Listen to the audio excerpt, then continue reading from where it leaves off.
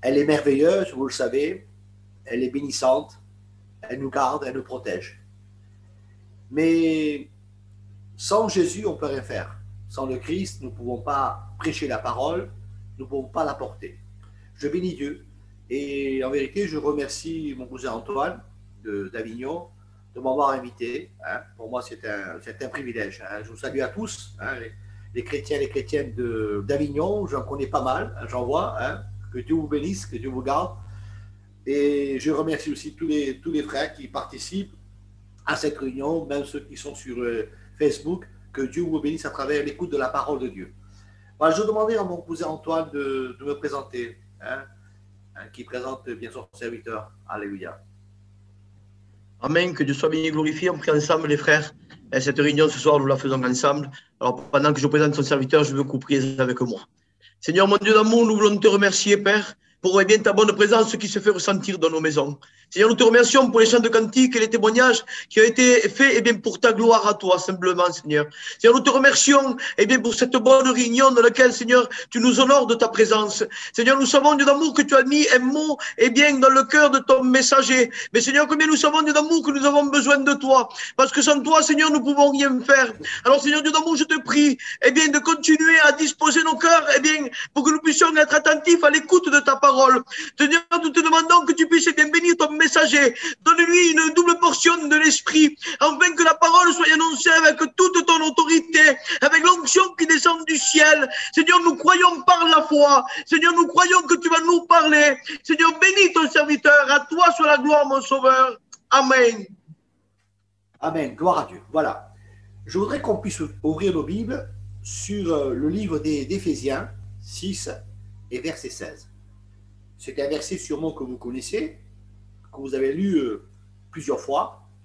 Et je vous dis, c'est un message c'est une série de messages que j'ai déjà apporté à l'Église sur justement l'armure chrétienne. Ce soir, je voudrais m'arrêter avec vous. On va parler uniquement ce soir que du bouclier de la foi. Amen. Dieu me l'a mis à cœur, et je pense que si Dieu me l'a mis à cœur, eh bien, c'est parce que au milieu de nous, des frères et sœurs ont besoin d'entendre ce message. Amen. Alors, on va lire ensemble ce verset que vous connaissez. Il est dit ainsi dans le verset 16 d'Éphésiens 6, chapitre 6. Il est dit, prenez par tout cela le bouclier de la foi, par lequel vous pourrez éteindre tous les traits enflammés du malin. Amen. Prenez par-dessus tout cela le bouclier de la foi, avec lesquels vous pourrez éteindre tous les traits enflammés du malin. Amen. Comme vous savez, il n'y a pas trop longtemps, j'ai fait à peu près 6 ou 7 messages sur l'armure chrétienne. Et quand j'étais en train de méditer ce message, je me suis mis un petit peu, on va dire, à la portée de l'apôtre Paul, comment il a reçu ce message dans son cœur. Et si vous regardez bien dans la parole de Dieu, dans Éphésiens 6 et verset 20, il est parlé que l'apôtre Paul, quand il a écrit ce message de l'armure chrétienne, il était en prison. Alors, on pourrait se poser la question, quand il était en prison, il avait tous les jours, vous savez, devant, à l'époque, surtout à l'époque, les prisons étaient gardées par des soldats romains. Alors, ça veut dire que tous les jours, l'apôtre Paul voyait des soldats romains devant lui, tous les jours. Et je pense que c'est par révélation du Saint-Esprit qu'il a reçu bien, ce message de l'armure chrétienne. Et pour bien comprendre la signification du bouclier de la foi, alors il faudrait se plonger dans tout ce qui était de l'armure chrétienne. De l'armure chrétienne, mais surtout de l'armure bien, du soldat romain. Parce que l'apôtre Paul va faire une comparaison de cette armure soldat romain à celle de Dieu. Alors pour comprendre, on va prendre ensemble la comparaison d'un bouclier romain. Un bouclier romain était fait de bois, l'armature était faite de bois et était couverte bien par, on va dire, une peau de cuir.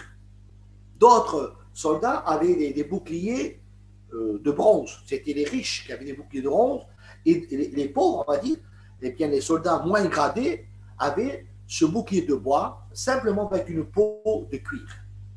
Ce bouclier mesurait à peu près 1,30 m, exactement 1,30 m de long, hein, et large de 67 cm. Ce bouclier, ce grand bouclier était on va dire, utilisé pour couvrir ou pour protéger eh bien, le corps du soldat romain.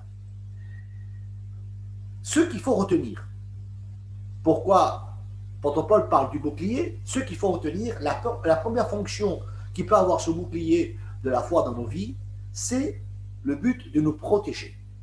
Amen. La Bible le dit, il est dit que ce bouclier arrêtera tous les traits enflammés du malin.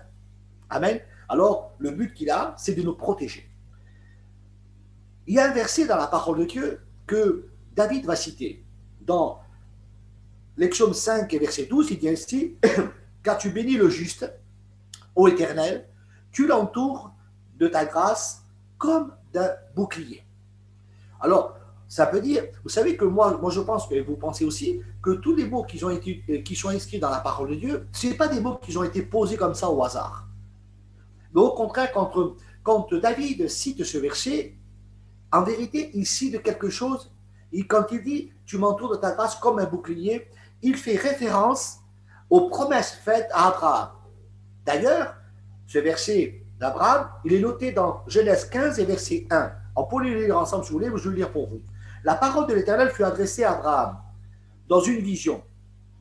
Et Dieu dit à Abraham, ne crains pas, je suis ton bouclier et ta récompense sera grande. Amen. Alors, quand David cite ce verset, il fait référence aux promesses faites à Abraham. Amen. Que Abraham était protégé par Dieu et Dieu lui dit, et le premier qui a mentionné le mot bouclier, ce n'est pas les hommes, c'est Dieu. C'est Dieu qui va mentionner à Abraham, je suis ton bouclier, je suis ta protection. Et il va dire ensuite, je suis ta protection, et il va dire, eh bien, ta récompense sera grande. Alors, qu'est-ce que Dieu va citer là-dessus? Dieu cite non simplement, il rappelle à Abraham qu'il est sa protection, mais il rappelle aussi à Abraham toutes les promesses faites dans Genèse 12. Amen. Qu'il fera de lui une grande nation, des rois sortiront de lui, que toutes les nations de la terre seront bénies en lui. Eh bien, voilà ce que Dieu est en train de dire à Abraham. Il est en train de dire, je suis ta protection, mais ta récompense sera grande. Cela veut dire, je tiens avec toi, je te promets ces promesses, elles vont se réaliser. Amen. Alors, c'est le bouclier que nous avons, ce bouclier de la foi. Eh bien, qu'est-ce qui se passe? Eh bien, le bouclier de la foi, c'est merveilleux. C'est que Dieu veut nous protéger, mais en même temps, toutes les promesses de Dieu sont inscrites dans ce bouclier. Parce que ce que je n'ai pas oublié de vous dire, mais je vais vous le dire maintenant. Le bouclier romain avait, chaque soldat était obligé de marquer son nom sur ce bouclier. Vous savez pourquoi? Parce que quand ils étaient dans le champ de bataille et qu'un soldat venait à mourir, automatiquement, il avait toujours dans sa main son bouclier. Il mourait avec son bouclier attaché à sa main. Et pour reconnaître tous les soldats qui étaient morts, tout simplement, ils n'avaient qu'à regarder sur le bouclier et leur nom était inscrit. De la même manière, quand nous avons, nous, le bouclier de la foi dans nos mains, eh bien, le diable, quand il vient nous attaquer, je bénis Dieu, alléluia, quand il vient nous attaquer, non simplement ce bouclier nous protège, mais le diable voit inscrit sur ce bouclier le nom de votre nom, le nom du sauvé, le nom de ceux qui ont accepté Jésus-Christ, le nom de celui qui est inscrit dans le livre de la vie, alléluia. Et en plus de ça, il voit inscrit toutes les promesses que Dieu vous a faites pour vous. Amen. Vous savez que vous avez des promesses, elles sont énormes. Et Dieu voudrait les réaliser tous les jours, je le crois dans mon cœur, tous les jours, Dieu réalise une promesse à ta vie. Il y a des choses qui sont inscrites que tu ne sais pas. Il y a des choses qui sont marquées pour toi, spécialement pour toi, que tu ne connais pas encore. Mais Dieu nous dit dans la parole de Dieu que Dieu a préparé des œuvres d'avance à ce fin que nous accomplissions ces œuvres. Cela veut dire eh bien, que Dieu nous promet des promesses qu'il veut réaliser avec vous, mais tous les jours, à condition que votre bouclier soit maintenu dans votre main. Amen. Alors c'est important. Voyez-vous, quand le diable vient vous attaquer, eh bien, et que vous êtes en train de vous lever avec ce bouclier de la foi, il voit non simplement le nom, votre nom, le nom du sauvé, mais en plus, il voit inscrit dessus toutes les promesses de Dieu à votre égard. Gloire à Dieu. Merci Seigneur. La deuxième chose que je voudrais vous parler ce soir, je ne vais pas être trop long, la deuxième chose, c'est que ce bouclier romain, ce bouclier de la foi, le mot bouclier se dit en hébreu akaf. Akaf. Quand vous voyez marqué un bouclier dans la Bible, eh bien, ça veut dire le mot akaf. Mais le mot akaf a une autre signification. Le mot akaf veut dire rassembler. Amen. Rassembler. Eh bien, je comprends là, il y a deux versets. Peut-être qu'on a lu et qu'on ne comprend pas vraiment la signification, la portée spirituelle qui peut avoir ces deux versets. Des versets très connus. Par exemple, quand on voit marqué dans l'Exode 133, verset 1, quand il est dit, David qui va citer ça, il va dire, voici qu'il est doux, et qu'il est agréable, qu'il est doux, que tous les frères, pour les frères de demeurer ensemble. On le cite souvent dans nos réunions. On dit qu'est-ce qu'il est doux, qu'est-ce qu'il est agréable pour les frères de demeurer ensemble. Eh bien, le mot rassembler ensemble, c'est le mot akaf, qui veut dire bouclier.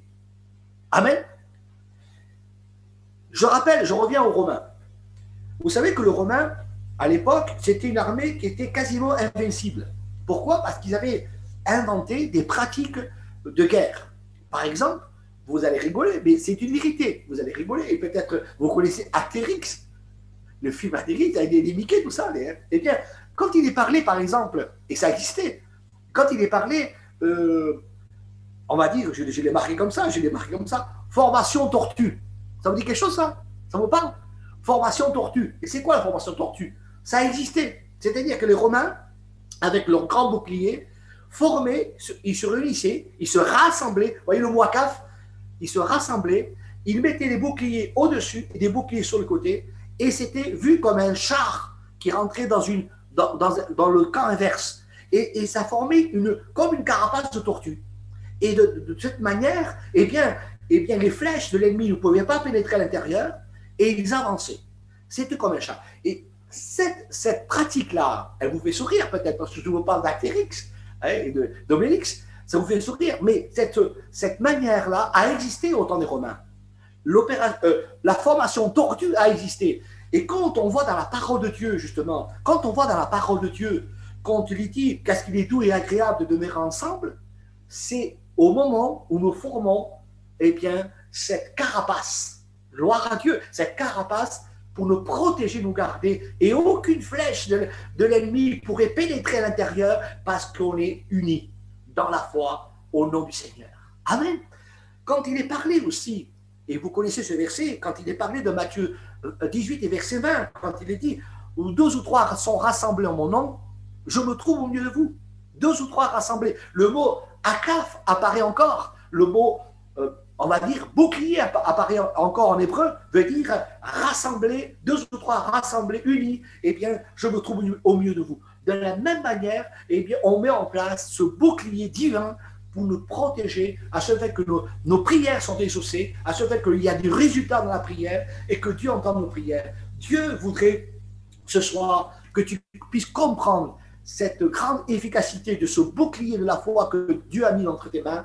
Eh bien, chaque fois que tu te rassembles avec tes frères, chaque fois que vous priez ensemble, vous formez, eh bien, ce bouclier, je pourrais dire, akaf, pour protection divine de Dieu dans vos vies. Amen. Alléluia. Est-ce qu'on peut encore continuer un petit peu ensemble? Amen. Eh bien, regardez encore dans la parole de Dieu, et ce bouclier, et surtout à l'époque des Romains, les Romains avaient un entraînement assez rigoureux. C'est-à-dire, pour devenir un bon soldat, il fallait tous les jours s'entraîner. Et surtout, si j'aurai le temps, peut-être la prochaine fois, je vous parlerai des autres armes, des Romains qu'ils avaient, comme l'épée, comme la cuirasse et tout ça.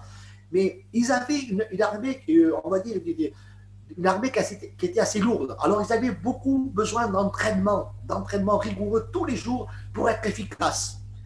Eh bien, regardez là, David, David va dire une parole qui concerne justement l'entraînement rigoureux d'exercer. Regardez dans la parole de Dieu, dans l'Exode 18 et verset 34, il dit ainsi, il exerce mes mains au combat, amen, et mes bras tendus à l'arc.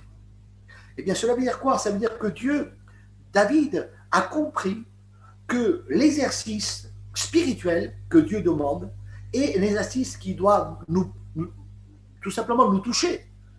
S'il exerce bien cet exercice-là spirituel, eh bien Dieu va encore le bénir.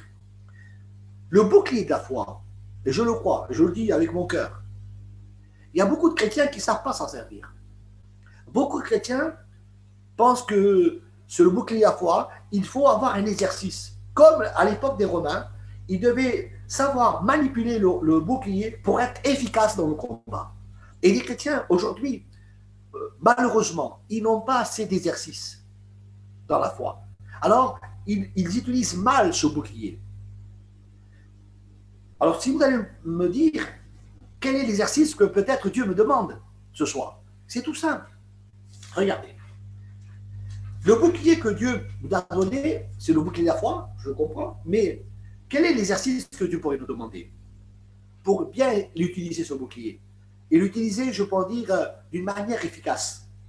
Eh bien, premièrement, tous les jours. Parce que les Romains exerçaient justement ces boucliers tous les jours, comme l'épée, ils s'entraînaient tous les jours. Eh bien, nous devons avoir un entraînement quotidien concernant déjà la lecture quotidienne de la Bible.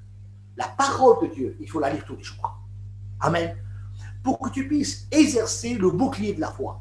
Tu as besoin de comprendre, vous savez, quand le diable, dans Matthieu 4, le diable, quand Jésus était dans le désert, que le diable est venu l'affronter, eh bien la parole de Dieu nous dit, et c'est Jésus qui nous donne l'enseignement, quand le diable l'attaque, eh bien qu'est-ce qu'il fait Jésus? Il récite les Saintes Écritures.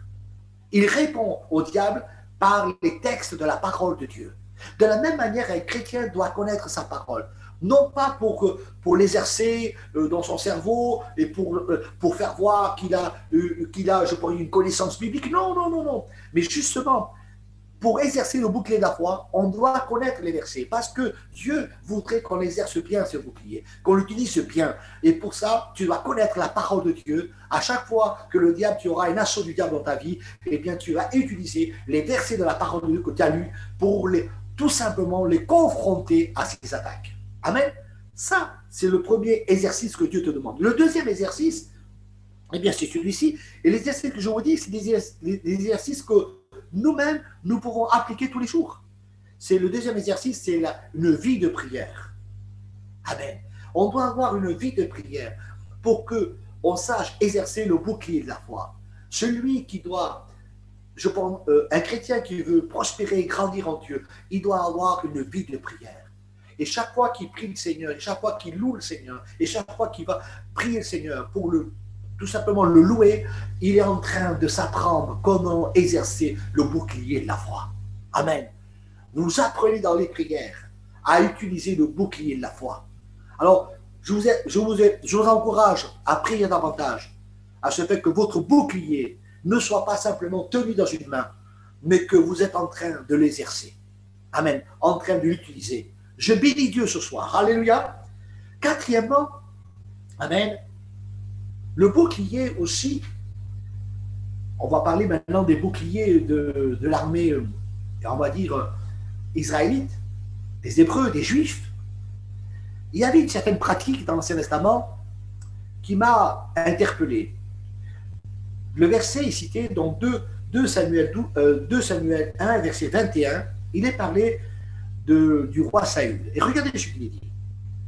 Montagne de Giléao, où il n'y avait ni rosée ni puits, ni champ qui donne des prémices pour les offrandes. Car c'est là, dans cette vallée de Giléao, c'est là qu'ont jeté les boucliers des héros, le bouclier de Saül, l'huile a cessé de le oindre. L'huile a cessé de le oindre. Alors on peut, d'après les historiens, il est dit que les boucliers de l'armée d'Israël, des Juifs, avant de partir en guerre, eh bien, il est dit que ces boucliers-là, ou celui de Saül aussi, parce qu'il est parlé là, eh bien, les Lévites, ou le souverain sacrificateur, jetaient de l'huile dessus pour les oindre. C'était l'image eh bien, de la protection de Dieu dans le combat. C'était l'image eh bien, de l'onction de Dieu dans le combat. Amen. Eh bien, ce soir, je bénis Dieu parce que ton bouclier, il est oint par le Saint-Esprit. Ton bouclier, il est oint de Dieu. Ton bouclier, il y a la protection de Dieu. Et Dieu, chaque fois que tu te confrontes, chaque fois que tu passes par une difficulté, par un problème, n'oublie pas que ton bouclier, il est oint de Dieu. Amen. Alléluia.